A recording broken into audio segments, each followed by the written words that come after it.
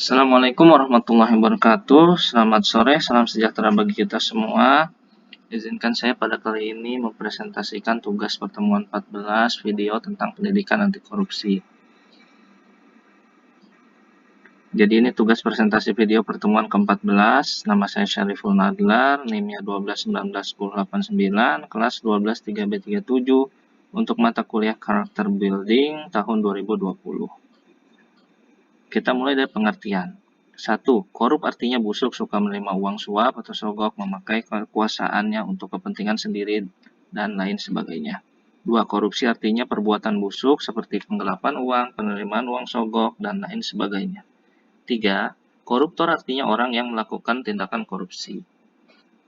Faktor penyebab korupsi itu misalnya ada dua, yaitu satu, pertama faktor internal. Faktor internal merupakan penyebab korupsi yang datang dari diri sendiri pribadi.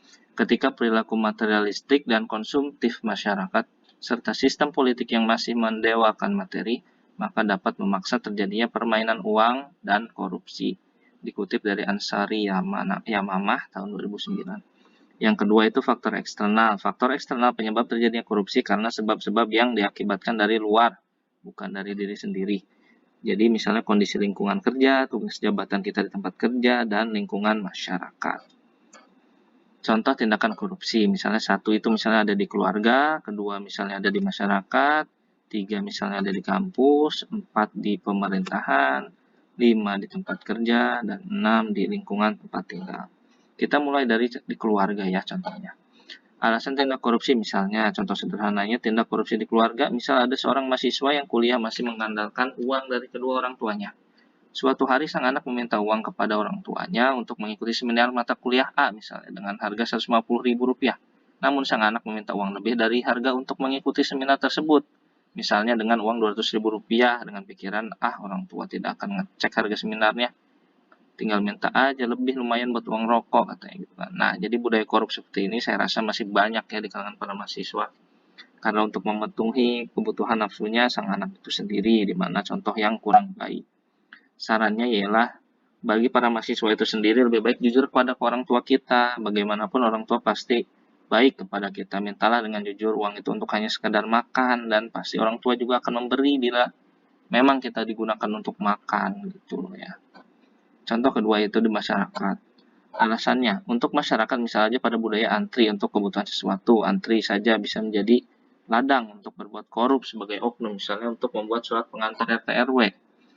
Misalnya di lingkungan perumahan itu dikenakan biaya misalnya 10.000 oleh oknum RT RW itu sendiri. Ini terjadi mungkin RT RW beralasan karena ada biaya fotokopi dan stempel dan lain sebagainya lah. Banyak alasan RT RW itu, padahal ujung-ujungnya itu pasti ada harapan untuk meraih untung untuk diri sendiri mereka dari hal kecil tersebut. Sarannya ialah mungkin sanksi sosial lebih cocok untuk hal seperti tersebut, misalnya dengan melaporkan ke kelurahan setempat agar ditindak RT-nya ya. Ketiga misalnya di kampus. Alasannya yaitu untuk di kampus biasanya mahasiswa nyogok dosen supaya dapat nilai bagus, entah dengan metode memberi hadiah atau sehingga ada sebagian dosen yang merasa iba sehingga yang tadinya nilai kurang menjadi dicukupkan. Sarannya ialah memberi penjelasan secara persuasif kepada mahasiswa bahwa hadiah yang diberi tidak mempengaruhi nilai bagi mahasiswa itu sendiri. Jadi agar si mahasiswa dan agar si dosen bisa mempunyai alasan bila nanti si mahasiswa protes. Di pemerintahan ya, contohnya misalnya, saya kebetulan kerjanya di pemerintahan, misalnya di puskes, kasusnya ialah penjualan nomor antrian untuk pelayanan puskesmas itu sendiri oleh oknum security pada pasien. Satu nomor antrian dijual bervariasi tergantung dari urutannya. Semakin cepat, semakin mahal. Awalnya kita curiga dengan nomor antrian ke pelayanan sebuah poli itu sebelum jam 6 sudah habis. Ternyata pas usut punya usut ada transaksi antara oknum security dengan pasien. Nah, sarannya yaitu kalau ini termasuknya sudah tindak pidana ya, karena uang. Jadi langsung kita tindak tegas dengan membebas tugaskan dari pekerjaannya. Tempat kerja agak relatif ya, mirip dengan sebelumnya, cuman saya kasih contoh lain sederhana misalnya. Untuk masuk kerja seringkali kita terlambat untuk absen fingerprint misal 7.30. Sudah ditentukan, tapi kita fingernya itu absennya jam 7.45. Ya, secara tidak langsung sudah korupsi waktu 15 menit. Oke, ada kompensasi misalnya upah kita dipotong. Akan tetapi tentu tetap saja ini contoh yang kurang baik. Saran, datanglah lebih awal untuk absensi dengan dimulai sadar dari diri sendiri, masing-masing individu pegawainya. Banyak ya kalau di tempat kerja, misalnya nggak hanya waktu, variabelnya itu mungkin ada di misalnya di barang atau di birokrasi ya, yang lebih banyak misalnya. Lingkungan tempat tinggal. Nah, di sini ada sebuah contoh mungkin mirip ya dengan di lingkungan masyarakat. Ya mungkin juga berkaitan. Ini contohnya tempat tinggal mertua saya. Jadi ada pengadaan wadah cuci tangan untuk setiap beberapa blok pada RT-nya. Nah, ada seorang oknum pengurus yang memanfaatkan seorang warga untuk membayar wadahnya tersebut.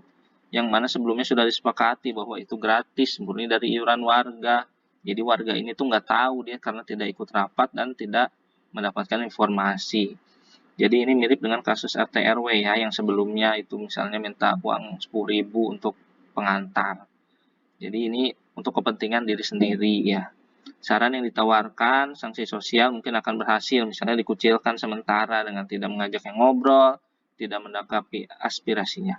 Sementara ya, hanya sebatas untuk memberikan dia efek jerahnya saja mungkin ini.